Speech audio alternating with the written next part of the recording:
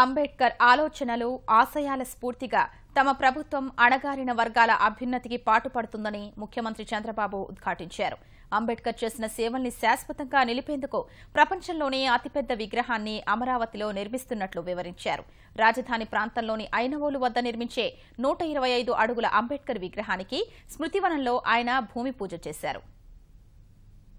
రాజ్యాంగ నిర్మాత అంబేద్కర్ ఆలోచనలు ఎప్పటికీ ఆచరణీయం, శిరోధార్యమని ముఖ్యమంత్రి చంద్రబాబు అభిప్రాయపడ్డారు.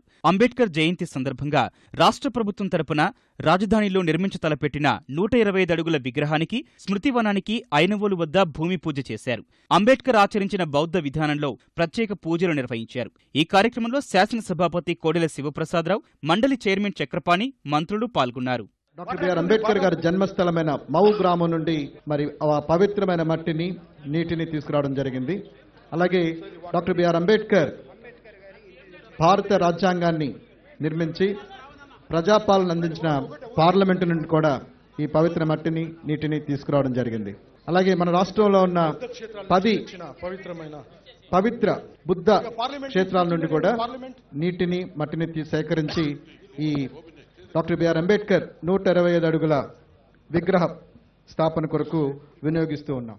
భూమి పూజ తర్వాత వెలగపూడి సచివాలయం వద్ద నిర్వహించిన భారీ బహిరంగ సభలో ముఖ్యమంత్రి పాల్గొన్నారు. అంబేద్కర్ ప్రపంచం గర్వించదగిన మేధావి అని, ఆయన రచించిన రాజ్యాంగం దేశాన్ని ఎన్నో సంక్షోభాల నుంచి కాపాడిందన్నారు. అంబేద్కర్ స్ఫూర్తితోనే ఎన్టీఆర్ నేతృత్వంలో తెలుగుదేశం దళితులు, అణగారిన వర్గాల కోసం సంక్షేమ పథకాలు ప్రవేశపెట్టిందని, ఇప్పటికీ అదే సాంప్రదాయాన్ని కొనసాగిస్తోందని వివరించారు. ఎంతో మంది పుడతారు, ఎంతో మంది చనిపోతారు. ప్రజల గుండెల్లో స్థిరస్థాయిగా కొంతమందే ఉంటారు. వాళ్ళల్లో ప్రముఖుడు, ఏకైక వ్యక్తి డాక్టర్ అంబేద్కర్ గారని చెప్పి కూడా నేను మీకు తెలియజేస్తున్నాను.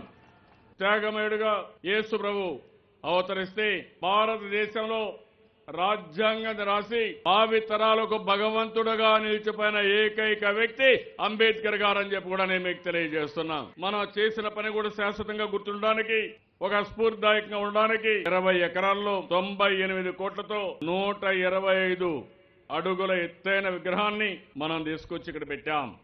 ఈ వనంలో ఒక పార్క్ వస్తుంది, కన్వెన్షన్ హాల్స్ వస్తాయి. ఆయన లిటరేచర్ ని, ఆయన స్ఫూర్తిని, ఆయన ఏ ఆలోచనలతో పనిచేశారో అవన్నీ కూడా ఇక్కడ గ్రంథాలయం పెట్టి అవన్నీ కూడా ఎస్టాబ్లిష్ చేస్తాం. దళితులకు అనేక అత్యున్నత పదవులిచ్చింది తెలుగుదేశం పార్టీయేనని చంద్రబాబు స్పష్టం చేశారు. అంబేద్కర్ను కాంగ్రెస్ అనేకసార్లు అవమానాలకు గురిచేసిందని, తమ పార్టీ భాగస్వామ్యంలోని నేషనల్ ఫ్రంట్ ప్రభుత్వమే ఆయనకు భారతరత్న ఇచ్చి గౌరవించిందన్నారు. అన్ని దళిత వాడల్లో సిమెంట్ రోడ్లు వేయడం, ఇన్ఫ్రాస్ట్రక్చర్ ఇవ్వడం, దీనికి కూడా శ్రీకారం చుట్టాం. స్కిల్ డెవలప్మెంట్ కి 1,00,000 మంది దళితులకు స్కిల్ డెవలప్మెంట్ చేసి చదువుకున్న పిల్లలందరికీ ఉద్యోగాలు చుడిగా ఒక్క పైసా మీరు ఖర్చు పెట్టకుండా ప్రభుత్వమే ఖర్చు పెట్టి పూర్తిగా మిమ్మల్ని ఆదుకునేందుకు ఒక కార్యక్రమం తయారు చేశాం. ఆ జీవితంలో ఏ దళితుడు కూడా పేదవాడుగా ఉండడానికి వీలు లేదు. పేదరికాన్ని నుంచి పూర్తిగా పైకి తీసుకొచ్చే బాధ్యత నేను తీసుకుంటాను. షెడ్యూల్ కులాల కోసం ముందడుగు కార్యక్రమాన్ని ప్రారంభిస్తాం. గిరిజనుల కోసం చేయూత కార్యక్రమాన్ని మళ్లీ పునరుద్ధరిస్తాం. 3 సంవత్సరాల్లో 39,055 కోట్లు పెట్టిన ఏకైక ప్రభుత్వం ఈ తెలుగుదేశం ప్రభుత్వం అనే విషయం మీరు గుర్తుపెట్టుకోవాలి. అంబేద్కర్ ఆశయాల సాధనకు కృషి చేస్తామని మంత్రులు నక్కా ఆనందబాబు, జవహర్ స్పష్టం చేశారు.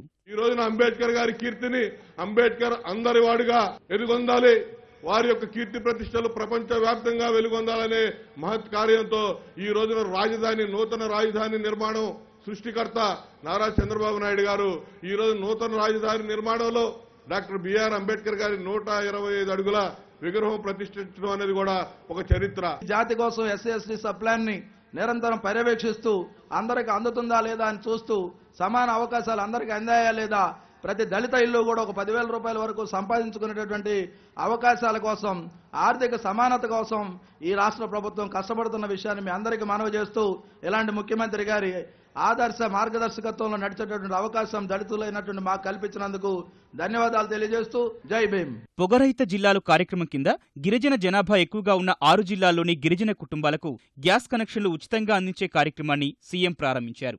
ఎస్సీ కార్పొరేషన్ ద్వారా 125 మంది దళిత యువతకు ఇన్నోవా వాహనాలు పంపిణీ చేశారు.